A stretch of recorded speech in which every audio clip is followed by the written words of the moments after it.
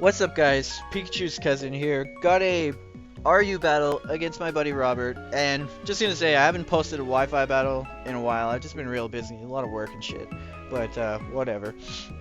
So I'm using my Hitmonbros team just because I love Hitmonchan and Hitmonlee, and he's got some pretty bulky Pokemon. He's got Entei, that Mesprit, that could fuck up both of my Hitmonbros. He's got a Sawk, which is kind of cool. See that outside of venue. So yeah, let's just get into it. So I'm assuming he's gonna lead off with a Sandslash because I think it's his only stealth rocker, and I'm gonna lead off with my Nidoqueen, and we're both just gonna trade rocks here. I went for stealth rocks over the ice beam just because he's my only stealth rocker, and I really want to get those up. So now he's gonna switch out, I think predicting my ice beam, but he probably should have went into Entei or maybe Sawk to take it, just because I know that my Nidoqueen is faster, so I will be able to take it out with the stab earth power, and that's exactly what I do. So it's really good to get this Lanturn out of the way so early in the match, just because either if it's a wall or some kind of tank, Lanturn is always a pain in the ass. So now he's going to go into this Sawk, and I'm thinking it's Choice Scarf, so I'm probably going to want to switch out. I don't think I'll be able to take a close combat from it, or an Earthquake. So I'm going to go into my Qwilfish, get off that Intimidate, and that close combat still does a decent chunk, probably just because it's Stab, but he's going to have to switch out because there's not much he can do to me.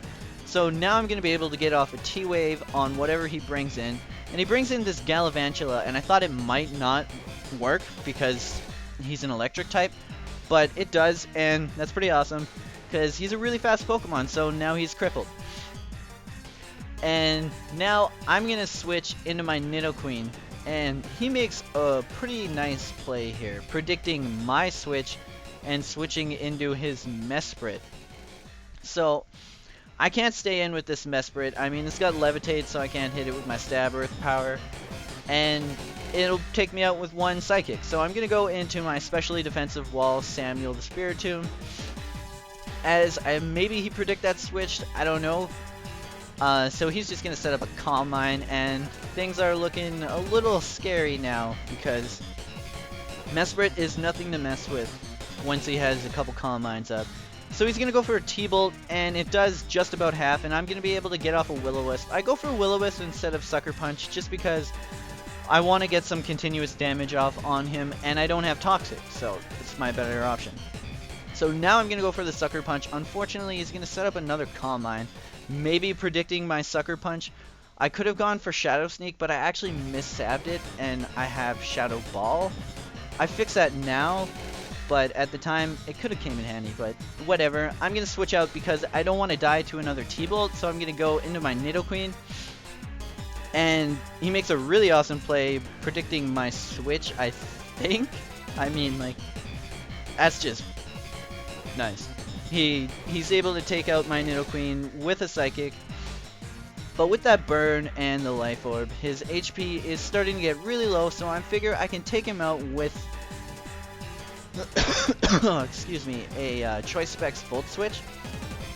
But he's going to switch out, trying to preserve his Mesprit, and he's going to bring in his Sawk. And I'm thinking this is probably going to kill it, but it actually doesn't, just because he's got the max HP investment. So now I'm going to have to go back into my Qwilfish and get off the Intimidate on the Sawk. And he's actually going to go for an Earthquake, I believe, which is super effective. So if I didn't get off that Intimidate, he probably would have been able to take out my Qwilfish right there.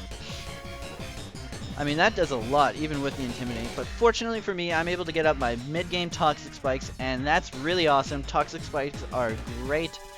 Even if you get one layer up, it's still pretty awesome. And now he's going to be able to finish me off with that Earthquake, and that's okay by me. I mean, Qwilfish did a good job.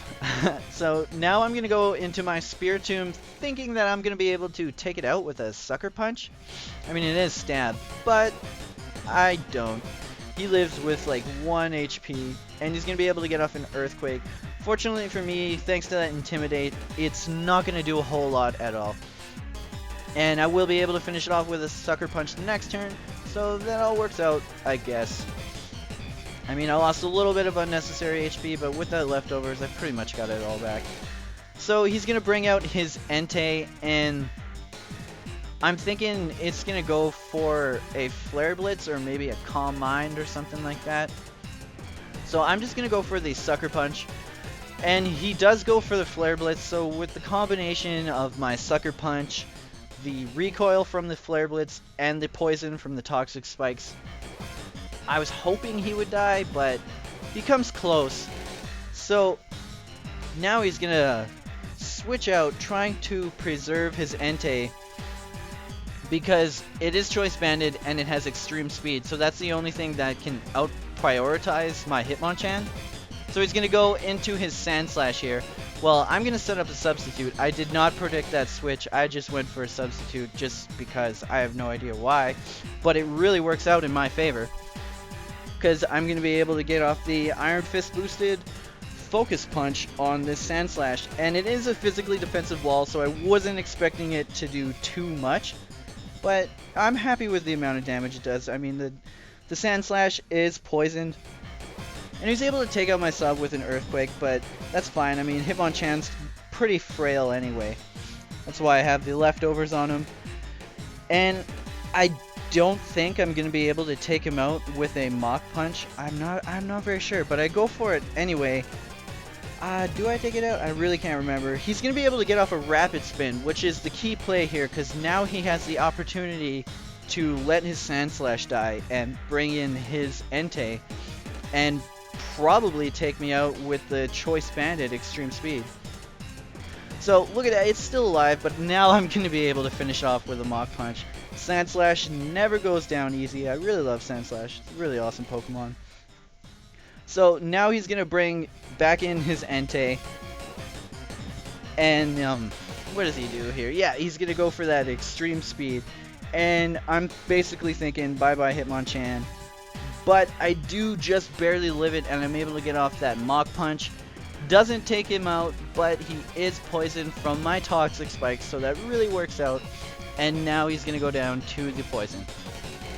So I believe he only has 2 Pokemon left. And I'm just going to go for the Mach Punch, because I know that's not going to kill it, and he's going to be able to take me out with that big Thunder. So now I'm going to bring in my Galvantula, because he is paralyzed, so I'm going to be able to outspeed and get off my Thunder, and that should be able to take him out, right? But I miss. Like that 5% chance to miss, and I missed. So he's going to be able to take me out with his Thunder. So that's kind of funny, but whatever, because I'm going to go into my Choice Banded Hitmonlee, and oddly enough, I actually am punching, because I'm going to go for that Sucker Punch. And I'm going to be able to take out his Galvantula, which is awesome. Don't mess with Choice Banded Hitmonlee, man. He will mess you up. So now I'm just going to be able to finish off that Mesprit with a Sucker Punch. And yeah, so that's GG. I really enjoyed this match. It was probably like the best RU match I've had in a while. So yeah, if you guys enjoyed it, I don't know, leave one of those thumbs up. And yeah, have a good day, and peace out, guys.